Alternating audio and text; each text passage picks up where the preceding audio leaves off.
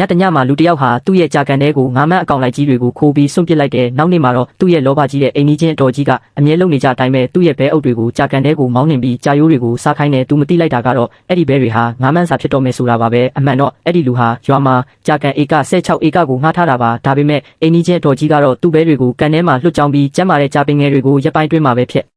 စီးပစ်ခဲ့တယ်သူငွေတောင်းတဲ့ချီဆုံးရှုံးခဲ့ရတယ်။အိုးချွမ်မနက်စောစောစီစီဘာလို့မျက်နှာကြီးမဲနေတာလဲဘသူကမင်းကိုဒီလောက်ဒေါသထွက်အောင်လုပ်လိုက်တာလဲအန်တီလူဒီမှာထိုင်ပြီးနေကြစိတ်ခွဲစားပြီးပြဆက်ကြည့်နေတာရက်လိုက်တော့အန်တီဘဲတွေအကုန်လုံးကျွန်တော်ကြာကန်ထဲမှာအပင်ငယ်လေးတွေနဲ့အရွက်တွေကိုကိုက်ဖြတ်ကုန်ပြီးအခုချက်ချင်းသာမောင်းထုတ်ပြီးထိန်းချုပ်လိုက်တော့ဒီအတိုင်းလွတ်ထားလို့မရဘူးမင်းရဲ့ကန်ရီကတတ်ပါတယ်ငါဘဲတွေကရေချိုးပြီးခြေထောက်ဆန့်ယုံတက်တက်ဝင်သွားတာပါမင်းကန်ထဲမှာရက်အနှဲငယ်နေလိုက်တာနဲ့သူတို့ကဝါဝါဖိုင်ဖိုင်နဲ့အမွှေးတွေတောင်တောက်ပြောင်လာတဲ့ကြည်စမ်းသူတို့လေးတွေချစ်စရာမကောင်းဘူးလားကျွန်တော်ကြာပင်တွေပျက်စီးကုန်ပြီးကျွန်တော်ခက်ခက်ခဲခဲစိုက်ထားတာအန်တီဘဲတွေကိုဘာလို့ဖျက်ဆီးခွင့်ပေးထားရမှာလဲငါတို့ကအိမ်ကြီးချင်းတွေပဲတယောက်နဲ့တယောက်ကူညီရမှာပေါ့မင်းကလူငယ်လေးတက္ကသိုလ်ကျောင်းဆင်းလေးမှုနည်းနည်းလောက်စိတ်သဘောထားဖွင့်ကြည့်ပါဦးပြီးတော့ငါဘဲတွေကချေးစွန်သွားတော့မင်းကြပင်တွေအတွက်တက်မျောစာဖြစ်တာပေါ့မင်းဘာမှမရှုံးပါဘူးတကယ်တော့မင်းပဲအမျက်ထွက်တာပါငါ့ကိုတောင်ကျေးဇူးတင်သေးတယ်သူပြောတဲ့အကြောင်းပြချက်တွေကလုံးဝရဲစရာကောင်းတယ်လူကွီလန်ကအရန်အတ္တကြီးပြီးအိမ်ကြီးချင်းကောင်းတယောက်အနေနဲ့နားလည်မှုလုံးဝမရှိဘူးအချွမ်ကရွာမှာစီးပွားရေးလုပ်ဖို့ပြန်လာတာမလွယ်ပါဘူးအခုတော့သူ့ကန်ကြီးပျက်စီးပြီးအများကြီးဆုံးရှုံးနေပြီမင်းတို့တွေဘာတွေတီးတိုးပြောနေကြတာလဲမင်းတို့ကအကြောင်းစုံမသိပါဘူးသူကတက္ကသိုလ်ကျောင်းဆင်းလေးစီးပွားရေးလုပ်ဖို့ပြန်လာတာပညာတတ်ပြီးအရေးချင်းရှိတယ်ဘာလို့ငွေရှာနိုင်မှာပဲသူကကြာပင်နှဲငယ်ဆုံးရှုံးတာကိုနှမျောနေမှာလားငါကတော့အကူရမဲ့နေတဲ့အဖွားအိုတယောက်ပါဘာလို့ဒီလိုကိစ္စလေးကိုရွာလုံးကျွတ်ကြအောင်လုပ်နေရတာလဲဒီလိုလူမျိုးနဲ့တော့ရွာမှာဘယ်လိုမျက်နှာပြရတော့မလဲစကားတခုမှထပ်မပြောတော့ဘူးသူကအိမ်ကြီးချင်းခံစားချက်နဲ့အကူရမဲ့အဖွားအိုကက်ကိုတုံးပြီးတနာအောင်လုပ်နေတာငါတို့တွေကအမြင်ချင်းလုံးဝမတူဘူးညင်းနေလေအလကားပဲအိမ်ကြီးချင်းကယူနာဆိုပြီးကြည့်ကြ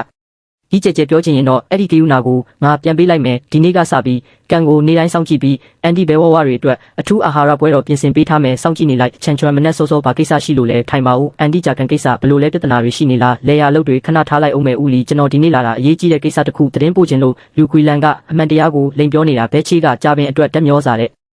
ဒါကလုံးဝမဟုတ်ကပဲလူကွီလန်တကယ်လွန်သွားပြီဟုတ်ပါတယ်သူလောက်တာအရန်လွန်နေဒါပေမဲ့ချွမ်ငါပြောပြမယ်ဘယ်သူမှလဲဆိုတာငါတို့အကုန်သိပါတယ်ဒါပေမဲ့ဒီကိစ္စကိုဖြေရှင်းဖို့ကခက်တဲ့ချက်ချင်းကြီးဖြစ်ပြောလို့မရဘူးဦးလီကျွန်တော်ဘာလို့ဒီလောက်ခက်နေရတာလဲနားမလဲဘူးသူ့ဘဲတွေကကျွန်တော်ကြာပင်တွေကိုဖျက်ဆီးသွားတာအထင်ရှားပဲကောင်းလေးငါကမင်းထက်စီးမြင့်တွေကိုပိုနားလဲပါတယ်မင်းတရားမမျှတမှုတွေခံစားနေရတယ်ဆိုတာလည်းသိပါတယ်ဒါပေမဲ့လူကွီလန်ကရွာမှာဝင်နေတဲ့အဖွာအားအဖြစ်စရင်ဝင်ထားတာသူ့ယောက်ျားဆုံးသွားတာကြာပြီသူကတယောက်တည်းနေတာသူသားလဲဝေးတဲ့အရက်မှာသူ့မိသားစုကအဲ့ဒီပဲအကောင်100ကျော်ကိုပဲအကူနေရတာမင်းကသူ့ကိုအခုရော်ကြီးပေးခိုင်းရင်တပြားမှထုတ်ပေးနိုင်မှာမဟုတ်ဘူးဦးလီသူအဲ့ဒီလိုအစင်တန်းရှိနေုံနဲ့သူများတွေကိုအမျက်ထုတ်ပြီးသူများခက်ခက်ခဲခဲလှုပ်ထားတာတွေကိုဖျက်ဆီးခွင့်ရှိလားကျွန်တော်ငွေ9000ဆုံးရှုံးသွားတာဒါကကျွန်တော်စီးပွားရေးအရင်အနည်းအကုန်လုံးပဲကျွန်တော်ဒီအတိုင်းမျိုးတိတ်လိုက်ရမှာလားကျွန်တော်ကိုကူညီမဲ့သူမရှိဘူးလားငါကသူ့ဘက်ကကာကွယ်ပေးနေတာမဟုတ်ပါဘူးငါသူ့ဘက်ကိုမပါပါဘူးငါမှာအကောင်းဆုံးနီးလန်းတစ်ခုရှိတယ်ချွမ်မင်းကန်ပက်ပက်လေကိုဝါလုံးတွေပိုက်ကုန်တွေနဲ့ခြံစည်းရိုးကလိုက်ဒါဆိုဘဲတွေဝင်မလာနိုင်တော့ဘူးဒီလိုပြဿနာဖြေရှင်းတဲ့နီလန်းကတကယ်စိတ်ပြတ်ဖို့ကောင်းတယ်ဒီရွာမှာတကယ်တရားမျှတမှုမရှိဘူးပဲရိုးသားတဲ့သူတွေပဲအရှုံးခံရပြီးရုံရင်ဆန်ခတ်လုပ်တဲ့သူတွေပဲအနိုင်ရသွားတယ်စီးမြင့်တွေအကြောင်းပြချက်တွေက